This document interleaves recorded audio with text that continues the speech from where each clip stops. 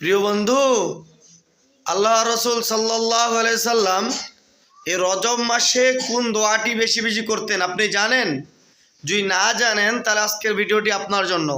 সম্পূর্ণ ভিডিওটা কন্টিনিউ করুন, ইনশাল্লাহ শিখে যাবেন।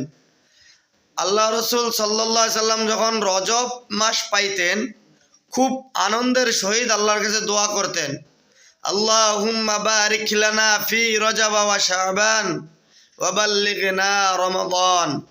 এই দোয়াটি 5 ওয়াক্ত নামাজ এবং হাঁটতে চলতে আল্লাহ রসুল এই দোয়াটি বেশি বেশি পড়তেন। এই দোয়াটির অর্থ কি? আল্লাহুম্মা বারিক লানা ফি রজব ওয়া শাবান, আয় আল্লাহ তুমি বরকত দাও রজব এবং শাবান মাসে, ওয়া বাল্লিগনা রমাদান এবং রমজান পর্যন্ত পৌঁছে দাও। অর্থাৎ অর্থ হলো আল্লাহ রসুল দোয়া করতেছেন, আয় আল্লাহ আমাকে রমজান মাস পর্যন্ত বাঁচিয়ে রাখো, রমজান পর্যন্ত পৌঁছে দাও। আল্লাহ আমাদের সবাইকে রমজান পর্যন্ত হায়াতে তৈয়বা দান করুক, আমিন।